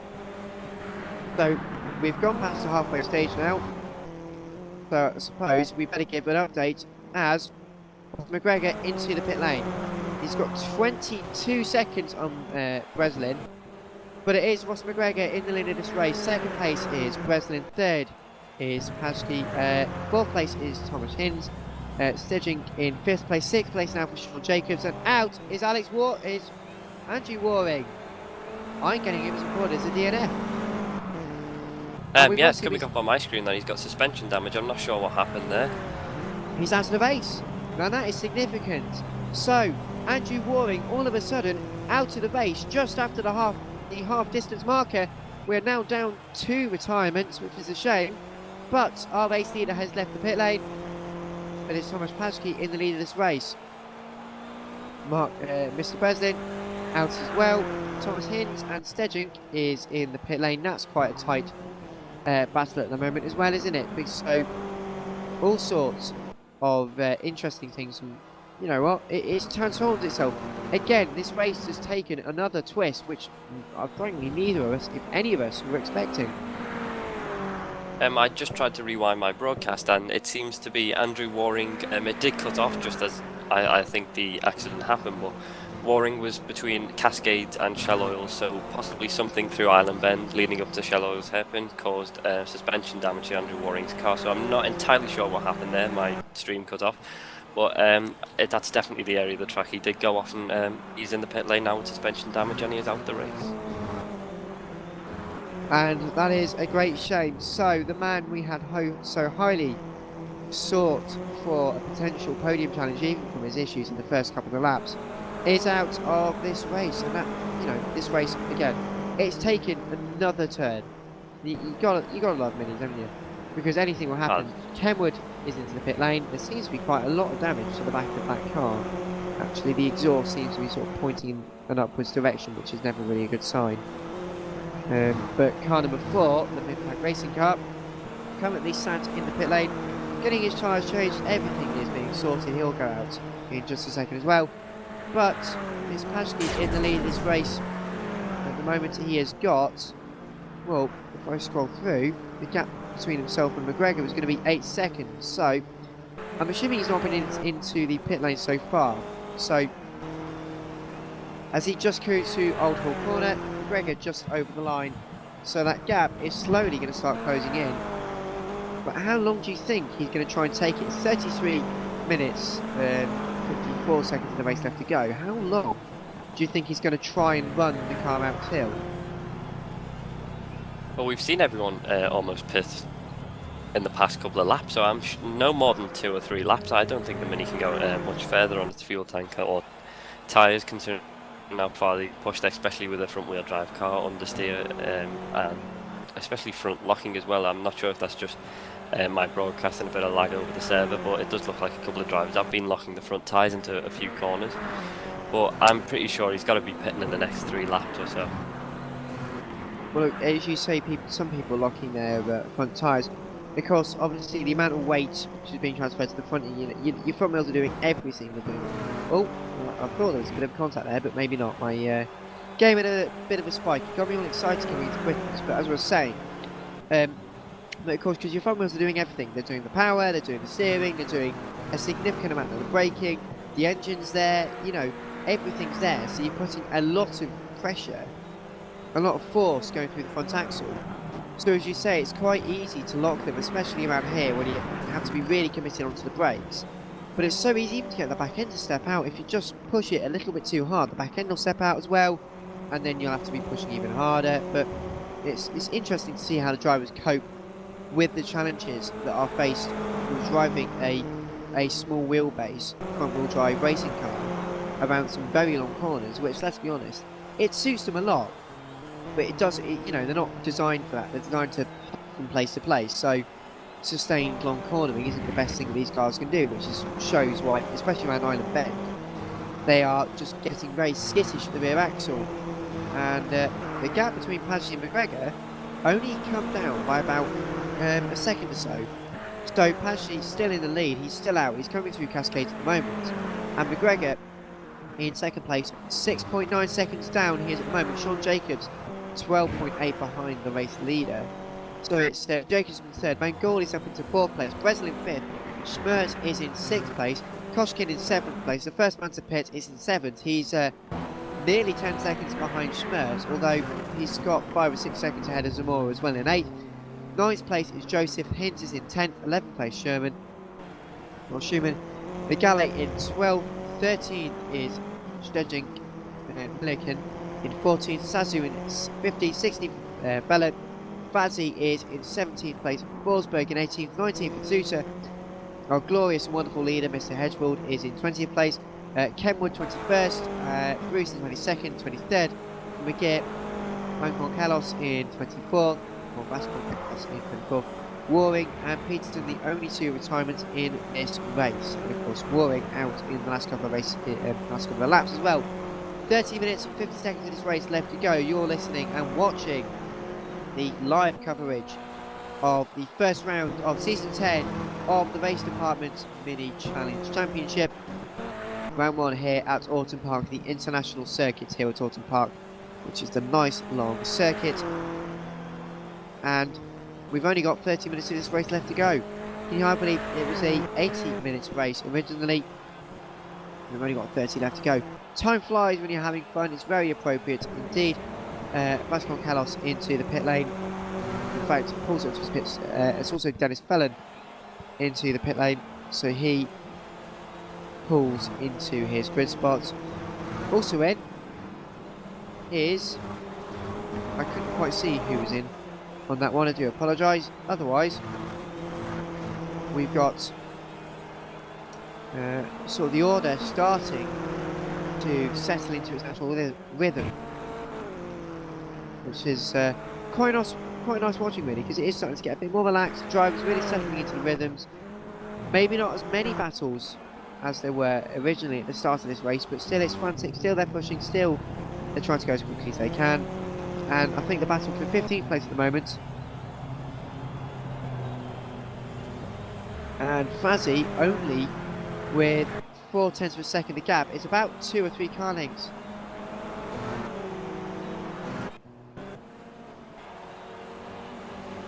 And I'm not... Oh, sorry. My apologies. I was just about to say the battle for 15th place about 3 laps ago was extremely exciting between Dennis Felon and Catalan Sasu. The 2 drivers were covered by 0.2 of a second, going almost side by side through about 5 corners per lap. It was a great battle until Dennis Felon came into the pit lane to change tyres and take some fuel. But as you just mentioned there, Enzo Fazzi getting past Catalan Sasu, coming into the Knickerbrook chicane, and I do think a lot of these drivers are starting to really settle into the race, find the rhythm, and they're just pushing towards the final 30 minutes of the race. Now, we could see some action later on, but I think the best seat in the house would be 4th, 5th and 6th, as they're covered by only about 4 seconds. Schumann now out of the pit lane. He's come in and now come out again. Car number 66 has come out in 16th place, so he's got Sasu ahead of him. That's about 3 or 4 car lengths, so that'll be another one we can keep an eye on. But as you say, the battle for 5th and 6th going quite well. Also, the battle for P8 is interesting. So Joseph up in P7 at the moment, Schmerz in P8, P9 for Hinz, and they're all covered by less than a second. I think it's coming up for like maybe 2 car lengths at most between the 3 of them as they come up towards Druids. The poor old mini of Schmerz, the front end looking a little bit sorry for itself, but the battle's looking extremely interesting at the moment. Hinz in the best seat at the moment, looks to driver's right hand side, can't quite go for the move, although we're very late on the brakes. Big lockup, nearly goes into the side of Joseph. The front right just locks like anything. He goes up the inside. It was nearly a piece of Matt Neal had gone and shed here, Oulton Park in 2011, when they made contact on the final corner of the final lap. Went up the inside, but as we were saying, all the weight and all the pressure at the front of that car, and he just may be a bit over optimistic. The front right just locking up. He practically went straight on, nearly into the back of old Joseph Smertz. But luckily, he comes out to fight another day. He's in 8th place. And, well, no, in fact, Hinz in 9th place. Smertz in 8th, and 7th place is Joseph. So that battle, again, as you say, It's developing very slowly, but it's an interesting one. Joseph's had quite an interesting one. Fairly quiet, although he's just been getting along his business quite nicely in reaping the rewards of trying to stay out of trouble, more or less, during the earlier portions of the race. Also now, we shall move up towards the battle for P15. That will be the battle with Forsberg, Suter, who's also quite close, into Cascades Forsberg. The rear axle looking a bit skittish on the exit, but as he tries to close the gap, Suter not doing too badly indeed. Up towards Island Bend they go. Just a little bit of a dab of brakes. They're starting to sort of lift it more through Island Bend and give it a full slab of brake, which, to be honest, if you feel like you can, Forsberg's run very deep as well coming into Shell Oils, so the gap that was actually quite big has shrunk quite considerably, and Forsberg in 15th, but the gap 0.6 of a second, taking a lot of curb, rode them very nicely actually. That's the way you need to run through the Britain's chicane. Quite a masterclass actually, and I must admit it's turning into a fantastic battle, isn't it, Sam? Oh, it's absolutely exciting, riveting battle all down the field. Really, it's absolutely amazing. There's one point I'd like to raise to you though, is Thomas Pazzi. He's stayed out for more than 3 laps, which I predicted. He's on lap 27 at the moment. But do you feel that he shot himself in the foot with this sort of strategy, staying out long? Because Breslin, Koshkin, obviously they pitted early on fresh tyres. They could have gained quite a bit on him, as he's been out there on the old rubber. So, do you think he's lost the position to Koshkin by staying out? You see, I can see where he's coming from, because he's running out at the front as much as he can. He's still he's still got clean air, so he's not being affected by those around him. McGregor, yes, he's going to catch up to him, but McGregor, we've seen, is, you know, one of the fastest drivers in this race. But the gap, 1.5 seconds now. Pazzi, we've seen he is doing a very good job. I don't think he's going to lose a position. The gap between himself and, what was it, Koshkin, 50... Yeah, we think he might come into the pit lane now. Koshkin is a minute behind, so I think he's more than got it in the bag. In fact, he pulls into the pit lane as Tom Pazzi. McGregor's going to take the race lead, and his reign at the front is over. In comes Thomas. Into his pit box. Stops it nice and neatly. And there we go, let's see what happens now. Sean Jacobs into 2nd place. So Pazzi currently in 3rd place. Breslin is just about to come over the start-finish line now, so it's going to be tight. In fact, I don't even think it's going to be that tight. He gets into 3rd place. So in fact, we've seen he's gained a lost position because of it. So, what a fantastic move from him. You know, that's, I must admit, quite a good corner of the strategy. You know, pushing out as long as he can, and as a result, he's got a significant amount of time. In fact, nearly 5 seconds on Breslin. Well, I have to say, I did question that strategy, and I've been proved wrong. What an excellent strategy that ended up being, and he's now up into 3rd place with quite a fair bit of time in hand to Mark Breslin in 4th place. I've just been looking back at the battle for 7th, 8th and 9th with Thomas Hinch, Schmerz and Paul Joseph. Seems Thomas Hinch has caught up to the back of Alex Schmerz. He'd come down into Cascades. It looked like he was going to have a go on the previous lap after Schmerz ran wide into Knickerbrook, but Thomas Hinch definitely catching up to the back of these two minis, especially after having that rather big lockup at Old Hall. I thought that was Lodge corner, I believe. Lodge, yes. Got that mixed up there. So you could think he might have flat spotted the front tyres, but he's done exceptionally well to catch up, and this 3-way battle for 7th place, is looking extremely exciting coming into the last 25 minutes of the race. Yep, you are calling it, I must say, very precisely now, mate, because Joseph up towards Britain's they come, the first of the 2 chicanes here at Oulton Park, the international circuit. Right, then left, then right again. Schmerz, the front end seems to turn in a bit like a boat. On that occasion, he seemed to clip the left-hand side perfectly fine. The right-hand side, it just seemed really washed out. So, it was not the best of corners for him, but it's a 3-way battle, and it is 3 cars, line astern. Joseph, Schmerz and Hinz. Hinz, maybe looking one way, maybe looking the other.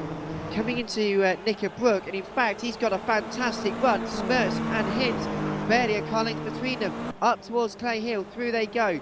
Druids Bend, I don't think he's going to make a move up there, he's not close enough, but barring any sort of major problem, breather with them, which Smerts runs very deep. This is going to hand Hinds a fantastic run. He's really nose to tail. There isn't a car length. It is Mini 1, Mini 2. He goes up the inside line. Can he get the car stopped? He had a bit of a lockup. You can see he had to back out on the brakes because the front right just locks up a little bit there. So he is, as you say, I think he has flat spotted that tyre because as he came into the braking zone, he just caught the brakes at the wrong time. And as a direct result, he just had a bit of a struggle. Couldn't quite get it stopped in. The front right, as you say, we think he's flat spotted it and it's not going to do him much good for the next 20 minutes of the race. So nearly an hour's worth of running done. Can you believe that? An hour? Really? It's quite interesting, isn't it? And it's still Ross McGregor in the lead of this race. About 8 seconds ahead of Sean Jacobs and Thomas Padgett in third, fourth place Mark Breslin. Koshkin in 5th, 6th place Mengal, 7th place Joseph, the battle though for 8th place Smerch and Hinds. And Smerch once again, very tight coming to shallows. That's a very good line. I like that line actually. It seems to suit his sort of driving style quite well, which is keeping him ahead of Hinds for the time being. Into Britain's once more. Can he do it? No, he's not close enough. There seems to be a lot more tyre smoke though coming from it. And Smerts, no, going for a bit of grass mowing. So again, as I said on the previous lap, he was getting a bit of a boatload pull on the right-handed part, which then made him go a little bit more straight at the second left-hander. He significantly had some issues in Britain, so I think he's mastered Shell Oils, not quite so at Britain's, the first of the chicanes. Anyway, up towards Clay Hill. Again, great run from Hinds. Is it going to be side by side? Ever so nearly, just can't quite get the nose in. In fact, he's got the nose in. Up towards Druids Bend, you can see the right-hand sided tyre locked up, but he's still got it side by side. Stedgick out of nowhere is getting involved in this battle. It's now a three-way battle for 8th place up towards Lodge. Once again, you can see he can't get late enough on the brakes, physically late enough on the brakes to make it sure, but the fact that Schmerz has run wide into Lodge as well has meant he's still got the inside line coming up to Oulton corner. Now, he seems to have committed to it. Is he going to get a bit of mid-corner understeer? Not quite. It's 3 cars and it's nearly 3 abreast. It is 3 abreast coming down towards Cascades. 19 minutes of this race left to go. Stedging all of a sudden around the outside of Hinds. Hinds has not made a position. He's lost a position. Extremely wide there for Schmerz as well. Coming on the exit of, Cascade. And Stedging is in a bit of a laughing dog position, isn't he? He can just sit and laugh and say, you know what, boys, you've had your fun. I'm coming through for your positions now. Is he going to go at the inside of Shallows? Maybe, maybe not. Again, a bit of a lock up there from Schmerz. Once again, you can see a lot of pressure there. So, Stedging now up to 8th place. Up to 9th place now is Hind. 10th place for Schmerz. And a couple of poor corners. You know, this current lap has been a really sort of struggle for Schmerz. Do you think he's just worn his tyres out too much? Do you think he's overdriving it, trying to defend? What are your thoughts there, Sam? Well, I think he's been defending heavily for the past couple of laps against Thomas Hinds. The last couple of laps, especially running wide at Britain's, really showed the pressure that's been put on him coming into that corner. And I think it was a valiant effort to try and keep the position, but I think something did have to give. And Stedging come up from out of nowhere. I believe he was about 2 seconds behind the pair as they were fighting a couple of laps back, and that just shows how a battle can really slow you down. And we're getting a notification. Thank you there, Davey, for running the cameras as ever. And I'm not quite sure what we're looking at, although our leader, Ross McGregor, coming up towards Shallows. We haven't spoken too much about him, of course, because he's been very hard in terms of his clinical driving. Meanwhile, he's got Bram Hedgeveld in front of him, and he's just undertaking a bit of lappery. Milliken has been overtaken now, so Milliken in 17th place has been put a lap on. Bram pulling to driver's right hand side and lets him through, so Bram now has a lap on him in 16th place, and that means Milliken and Bram are going to have quite an interesting battle in 16th place at the moment, aren't they? It's wherever you are in the field, no matter your speed and no matter your pace, it doesn't matter, you can still have some fantastic racing here at Race Department. And thanks to Automobilista, it might be running on a slightly older engine, but I genuinely think the graphics are some of the best we'll find out there. and it runs really quite well, even on sort of low-end systems like mine, for example. It runs fantastically well. John Suter, though, side by side. Let's stop giving the game praise. Let's start giving the drivers some more praise, because he was going side by side with Forsberg up towards Lodge. Had driver's right-hand side up the inside, just kept it. Suter now, though, inside line again, coming into Old Hall Corner. A bit of a clatter between him and Forsberg, and they are driving line astern. Jazz and John having a good old ding-dong battle for, I think, 13th place at the moment. Not unlucky for these two. They've had a bit of a nudge, but they have been doing a good little battle there. 16 minutes left, so nearly 50 minutes left in this race. But it is just flat out fun, flat out racing, wherever you are in the field. Round 10 for season 10, round 1 of the new season here for the Mini Cooper Challenge Mini Cup here at Race Apartments. P8 is a racing battle at the moment. We've got someone in the pit lane. That's Mr. Bruce in 23rd position. Meanwhile, it is Hinds who's battling it away with Joseph in P8, soon to be P8. Yes, in fact it is. Hinds up the inside of Joseph, could just got it stopped, but you can physically see that the front right tyre for Hinds is having a bit of a nightmare. Although Stedging in 7th now, so he's really driving very, very well indeed. He's pushing extremely hard, and he's reaping the rewards, isn't he? Been an excellent race by Stedging. He's overtook Schmertz, Thomas Hint and Paul Joseph to get to 7th position. He'd done that on the last lap, but he defended well from Thomas Hint, and Paul Joseph just losing 2 positions there. A few laps ago, I did notice that Alex Schmertz went into the pit lane. He didn't stop for the pit lane, he just went straight through. So I'm not entirely sure if that was a drive-through penalty or not. Very strange. Oh, and Stedging is caught and he's lost it on the back of Island Corner. I'm sorry to interrupt you there, Sam, but Stedging just keeps it out of the barrier at Shell Oils. He just dips 2 wheels onto the grass on the exit of Island. Of course, little weight, little grip, your car just sort of spins right round, just kept it out the barrier. So all that good work, we've been praising him. I think the curse of the commentator there, my friend, because he just drops it. He's lost a couple of positions. He's not too far back, he's only 2.5 seconds back, so I'm sure he's got time and the pace to catch up.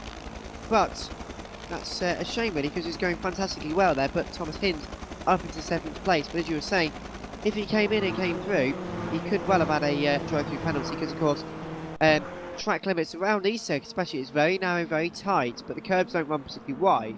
So even if you get your wheel over the white line, you can get flagged with track limits, which, you know, some might say rightly so, some might say, you know, we should be given a bit more leeway. No matter your thoughts on it, that's what's happened, and he's had to deal with a penalty. So we've seen it's going to transform into an interesting race. Meanwhile, 5th place Koshkin is just trying to get past Dennis Felon, who he's putting a lap on through Cascades. He goes now, lights are blazed, he's trying to get Dennis to let him through, and I think he's not going to be too happy actually. He's got that, he's flashing his lights at him, he's trying to say, get out of the way, I'm trying to lap you. So Koshkin in 5th place, now through on Felon, he puts a lap on him, and Mike Breslin in 4th place is not doing too badly indeed, is he?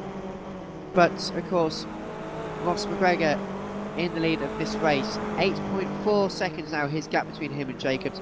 I'm sure he can just take his foot off the gas a little bit. He's got this race, touch wood now, secure, and he's just going to enjoy a nice race. You know, as the light starts to fade, you know, we start to get a bit more light onto the tarmac. You can see the racing line. Someone running wide actually into, it looked like it was into his lot. Steve Kenwood was the guy who ran wide coming into his lots, so I think he was just trying to get away with a couple of people. Stedging now all over the back of Joseph through Britain Sago, and the man who spun not a lap or two ago is trying as hard as he can. Is he going to get, he's got a fantastic run through Hilltop, is he going to try and go up the inside coming into the right-hander at Hislop? In fact, yes, he does. Stedging up into 8th place, who's made 1 position back. So Thomas Hinds, who's 2.2 seconds ahead of him up the road, he is going to try the best he can, and he's going to definitely be on a charge. I reckon he can still make it, you know. I don't know about you, Sam. I think he can. He's got 11 minutes and 50 seconds to do it, but I think he can do it. Definitely, and if you start to put on pressure on Hints as well, Hints could lock up that right front tyre again. That's been so evident throughout this broadcast. These past couple of laps, he seems to have eased off on the tyre because he's obviously battling no one, so he's had quite an easy run. But there is always that possibility Stedgen can catch him and put some pressure on him in the final closing laps of this race.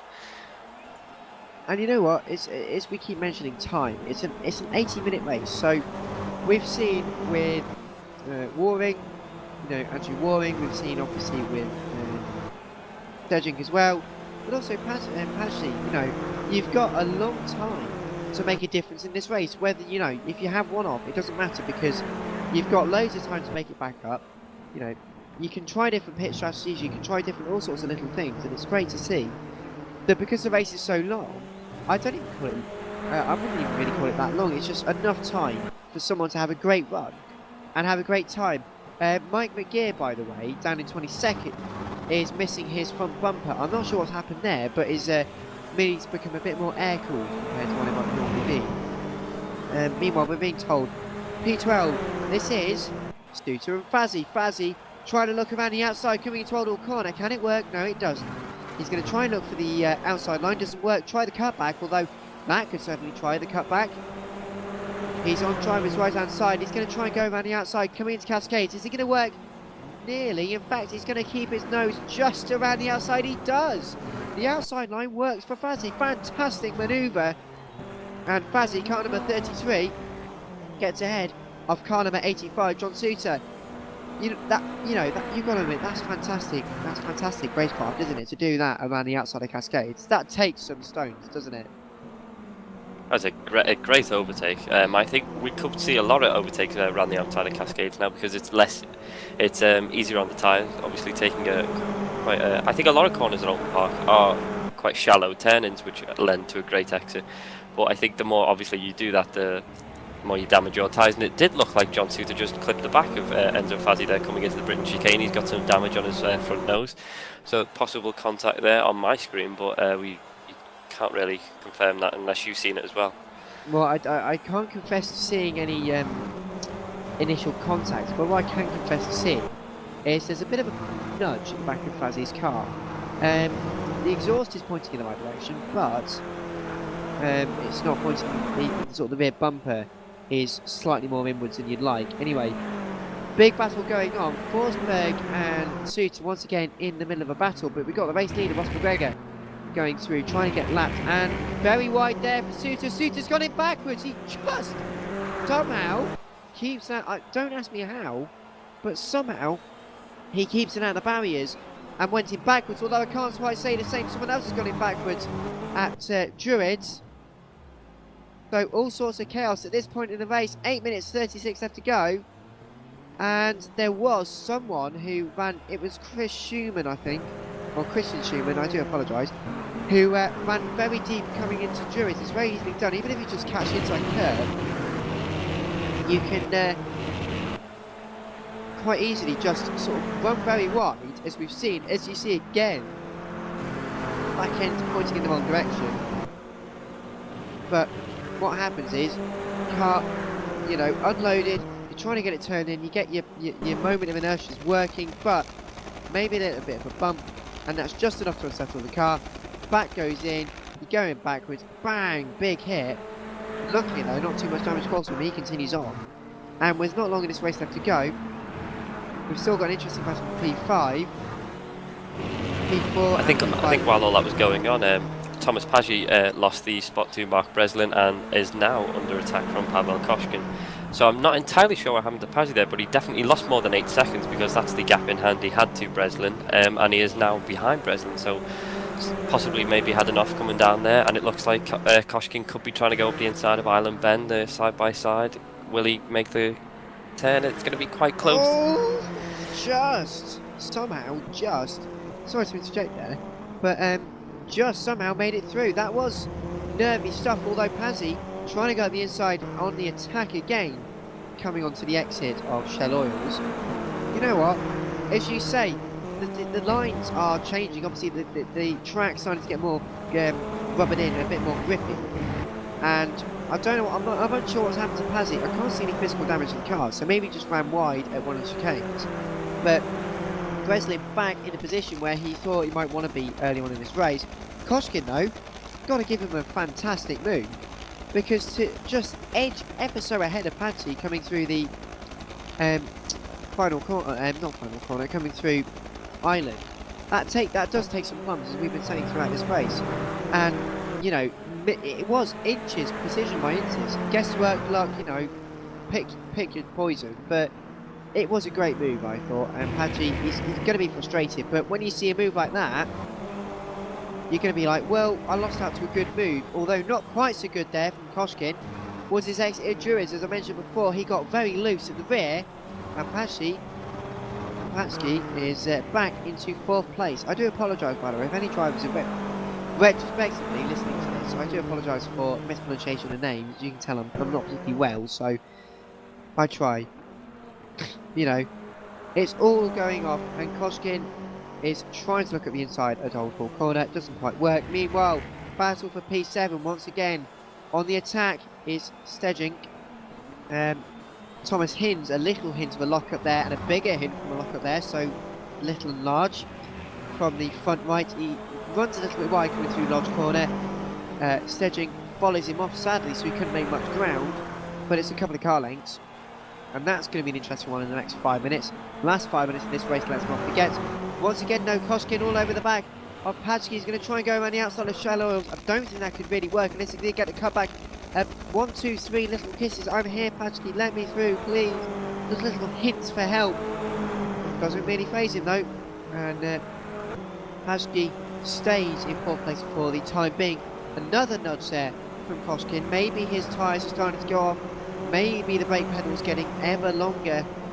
You just sort of feel now he's trying as hard as he can. He's just got to give it his all to try and get past into 4th place, isn't he, Sam? Yes, definitely. And of course, these two drivers have a history this race, coming together at this chicane, Knickerbrook here, earlier in the race when Koshkin barged past Padgett. And he lost quite a few positions because of it, but this battle is incredible. I've been watching it for the past 2 laps. And Koshkin did try and do the move through Island Bend yet again, but he thought the better of it, backed out. I think he was a bit too far back that time, but he got a great run, try and go around the outside of Shallow Hills, and he's coming up to Druids now, almost on the back bumper of Pazzi. And just to mirror what Dan said, I do apologise for any mispronunciations of any names of these drivers if you are watching, but it does look like Koshkin's alongside of Pazzi coming into the final corner, and it looks like he will get the move done. Will Pazzi try the cutback? He looks to try and do it, but he is right behind. He's having a Koshkin, hit, isn't he? He's got a great run coming out of Lodge, isn't he? Look at that. Can he do it? I don't think he can. No, I don't think he can do it, but definitely on that cutback from Lodge, you definitely seen him trying to work the wheel a lot because the front tyres were squealing for help with smoke going everywhere. So can he get a run down into Cascades? It looks like I don't think he can, but if there's anything, Con, I think he'd be smart to try and take a wider entry into Cascades, get a good run down to Shallow Hills and possibly spring on the inside. But amazing racing in the closing part of this 18 minutes. Actually, there's 4 minutes and 40 odd seconds left, I believe, or possibly even less than that. It's 3 minutes and 15, I think, left now. 3 minutes and 15, wow. I just can't believe how quick this has gone. It feels like it's a 20-minute sprint race with the action that's doesn't been it? here. And this is a fantastic thing about endurance races. I love the fact that you can dip in, maybe dip in and out if you're listening back to this or watching back to this when you're at work. If you're at work, you just listen to this. Something to do. You can dip in and out. It's fantastic.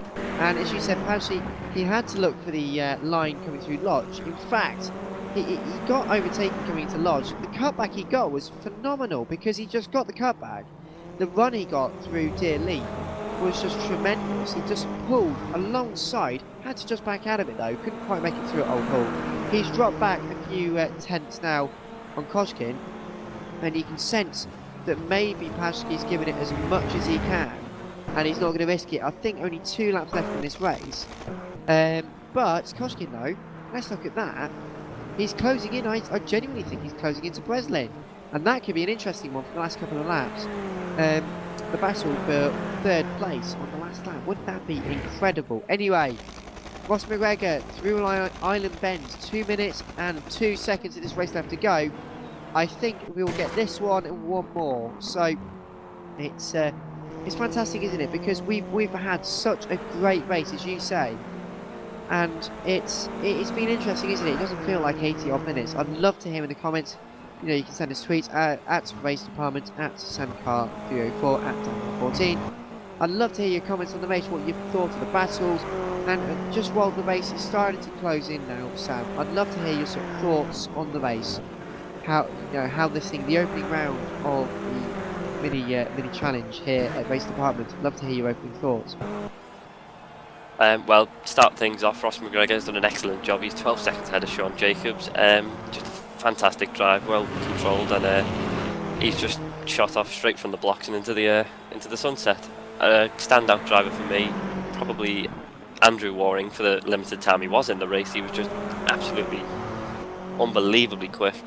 It just makes you think, what happened if he didn't have that off early in the race and didn't have to fight his way back? Could he possibly be challenging for the lead right now? But obviously that hasn't happened, and we got treated to some fantastic overtakes and some great showing of speed. But right now I'm watching the battle for P7 and P8 between Stedging and Thomas Hintz. It seems Stedging has got past Thomas Hintz in the past couple of laps while we were focusing on the battle between Koshkin and Pazzi. So it does look as if Stedging can hold on for the rest of this race, barring a mistake. Fingers crossed, as you say. It's going to be very, very close. We are on to, I would believe, the final lap. Sam, if you can keep an eye on our battle for 7th place, because I think it is an important one we keep an eye on it, because it's closing in ever so slightly. Thomas Hinds is barely 2.5 car lengths behind at this point. So as we head up towards Island Bend with Ross McGregor for the final time, it's been a commanding victory, you've got to admit. He's driven so well. He deserves the full complement of points he will be receiving should he finish, you know, barring anything. I'm touching wood here now, ladies and gentlemen, I do apologise, but it's going to be interesting, isn't it? And we're being told that the checkered flag has gone out apparently to a couple of cars. Yeah, that's quite interesting actually. The checkered flag has gone out now, so Mike Breslin has crossed the line, so he'll be the first person to take the checkered flag, and yet isn't actually the winner of the race. Obviously, it's going to be our man Ross McGregor, who is coming up towards Clay Hill for the final time. And as we've said, it's been a commanding victory from him. Up towards Druid for the final time. Double apex right-hander. You can really just let the car flow through here. You can leave it in 3rd or even 4th. Just pull through there. Feel the car moving. It's Lodge for the final time. Ross McGregor, he's not put a wheel wrong in this race. He has driven tremendously in round 1. He is going to be our winner, the first winner in Season 10 of the Race Department Mini Challenge Championship. It is Ross McGregor who wins race 1 here in the season, the first 80-minute race here in the Race Department Mini Challenge Championship. He will take the full complement of points, and after 40 minutes of racing, what a drive from him. Sean Jacobs over the line he comes to take 2nd place, and it was a great drive from him for 2nd place. Of course, the man who started on pole position. I think, you know, as we say, there's just been so many great stories from this race. It's just been a fantastic race from start to finish. I hope you guys at home have enjoyed watching this race as much as I've had calling it, and I think I'd love to hear some of your, as they come down on the calling down lap, just your closing comments then, Sam. I just can't believe the race we've been treated to today. It's just absolutely amazing. Obviously, I think the highlight video of this race will be 80 minutes long because there was so much action in it. Absolutely amazing by all the drivers. Kept it very clean. There was no large crashes. There was obviously a few hairy moments coming into Island Bend, Shell Oils, Druids, but that's expected of this track. It's a very unforgiving track, and if you do get it wrong, it goes wrong. But absolutely amazing job by Sean Jacobs and Ross McGregor. The two drivers made the least mistakes, and they've reaped the benefits from it by being about 30 seconds ahead of everyone else in the field. So I think it was a great race by them too. Standout performer for me actually was Stedging, as opposed to Andrew Waring. If he would have finished the race and where he would have finished the race, it would have been quite interesting to see. But Andrew Waring was fantastic throughout the mid-section of the race up until his retirement. But Stedging really took the initiative into his own hands and fought back after a few mistakes coming into the closing part of this race and overtook quite a few people. So I think it was a great race by everyone involved, and just like to thank everyone out there who watched the stream. Thanks for watching, and back to you, Dan. Well, thank you very much, Sam. And as you say, it was a fantastic race. I think my performance of the day would go to either Ross McGregor for that, fantastically dominant performance, or Andrew Waring. Again, he did such a fantastic drive. It's a shame we didn't get to see the full race. If he was there for the full race, as you said, it could have been a fantastic battle, and even for the podium at the end. But as we've said, it's just been so many standout performances and so much excitement in this race. And I've thoroughly enjoyed it. As you say, I've thoroughly enjoyed it. So, as I say, thank you very much to everyone who has come and joined us for today's broadcast. And I think unless we are going to get any interviews with the podium finishers, thank you very much for listening, and it's goodbye from me.